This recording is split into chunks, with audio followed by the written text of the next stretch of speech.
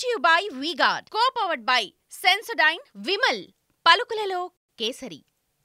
అసలు ఏ రకమైన దాడులు చేస్తున్నారంటే కాంగ్రెస్ పార్టీ అధికారంలోకి వస్తే హిందువుల ఆడబిడ్డల మెడలో ఉన్న తాలి పుస్తలు కూడా గుంజుకుంటారు, మీ ఆస్తులను గుంజుకొని ఇతరులకు పంచిపెడతారు, మీకు 2 ఇళ్ళు ఉంటే ఒక ఇల్లు గుంజుకుంటారు.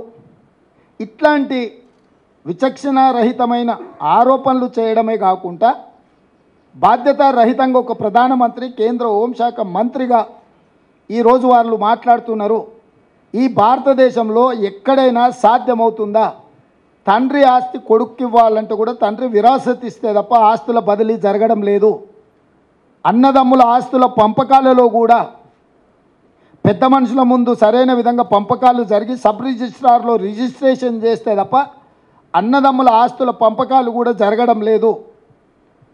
పూచిక పుల్లైనా నయా పైసైనా చట్టబద్ధంగా బదిలీ చేస్తే తప్ప ఒప్పుకొని ఒప్పంద పత్రాల మీద సంతకాలు పెడితే తప్ప ఈరోజు బదిలీ ప్రక్రియ ఈ దేశంలో జరగదు. ఇంత పకడ్బందీగా చట్టాలను రాసి డాక్టర్ బాబాసాహెబ్ అంబేద్కర్ గారు ఎవరు కష్టార్జితం వాళ్ళదే, ఎవరు సంపాదించింది. నిన్ననే సుప్రీంకోర్టు ఒక మాట చెప్పింది, భార్య ఆస్తి కూడా భార్య సంపాదించిన ఆస్తిని భర్త ఏదైనా అత్యవసరంగా వాడుకుంటే కూడా మళ్ళీ భర్త తిరిగి భార్యకి ఇవ్వాల్సిందే. భార్య ఆస్తి మీద భర్తకి ఎలాంటి అధికారం లేదని నిన్నగాక మన సుప్రీంకోర్టు, నిన్నగాక మన న్యాయస్థానాలు స్పష్టమైన తీర్పు ఇచ్చినాయి. అంటే భార్య ఆస్తిని కూడా భర్త తీసుకోవడానికి చట్టంలో అనుమతి లేదు.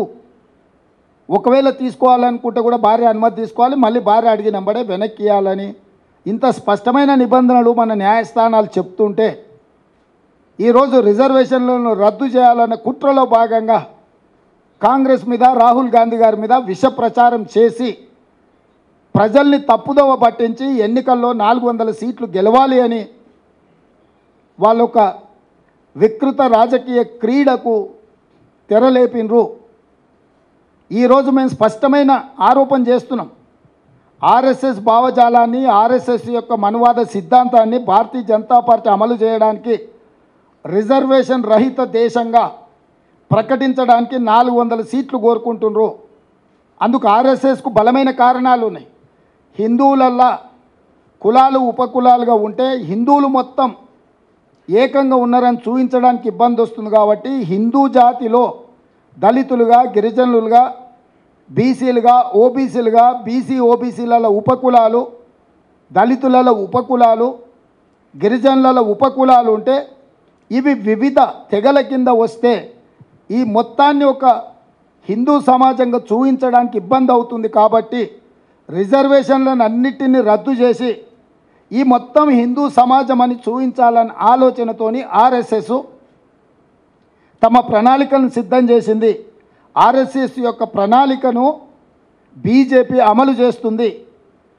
3 తలాక్ కావచ్చు, 370 ఆర్టికల్ కావచ్చు, యూనిఫామ్ సివిల్ కోడ్ కావచ్చు, సిటిజన్ అమెండ్మెంట్ యాక్ట్ కావచ్చు, కశ్మీర్కు సంబంధించిన విషయాలు కావచ్చు, ఇతర ఎన్నో విషయాలు ఆర్ఎస్ఎస్ యొక్క ఆలోచన విధానాన్ని గత 10 సంవత్సరాలలో నరేంద్ర మోడీ, అమిత్ షా గారు అమలు చేసుకుంటూ వచ్చిండ్రు. ఇది గతము మన కళ్ళ ముందలో ఉన్న ప్రత్యక్ష ఆధారాలు.